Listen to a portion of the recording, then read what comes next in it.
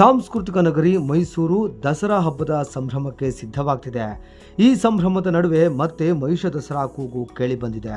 ಕಳೆದ ಬಾರಿಯಂತೆ ಈ ಬಾರಿಯೂ ಮಹಿಷ ದಸರಾ ವಿಚಾರ ಮತ್ತೆ ವಿವಾದ ಸೃಷ್ಟಿ ಮಾಡಿದೆ. ಮೈಸೂರಿನಲ್ಲಿ ದಸರಾ ಸಂಭ್ರಮ ಅಧಿಕೃತವಾಗಿ ಆರಂಭವಾಗಲು ಇನ್ನೂ ಒಂದು ವಾರ ಮಾತ್ರ ಬಾಕಿ ಇದೆ. ಈ ಹೊತ್ತಿನಲ್ಲೇ ಮಹಿಷ ದಸರಾ ವಿಚಾರವು ಮುನ್ನೆಲೆಗೆ ಬಂದಿದೆ. ಸೆಪ್ಟೆಂಬರ್ 29ರಂದು ಮಹಿಷ ದಸರಾ ಮಾಡುತ್ತೇವೆ ಅಂತ ಮಹಿಷ ದಸರಾ ಆಚರಣಾ ಸಮಿತಿ ಹೇಳಿದೆ. ಚಾಮುಂಡಿ ಬೆಟ್ಟದಲ್ಲಿನ ಮಹಿಷ ಮೂರ್ತಿಗೆ ಪುಷ್ಪಾರ್ಚನೆ ಮಾಡಿ ಮಹಿಷ ದಸರಾ ಆಚರಿಸುತ್ತೇವೆ.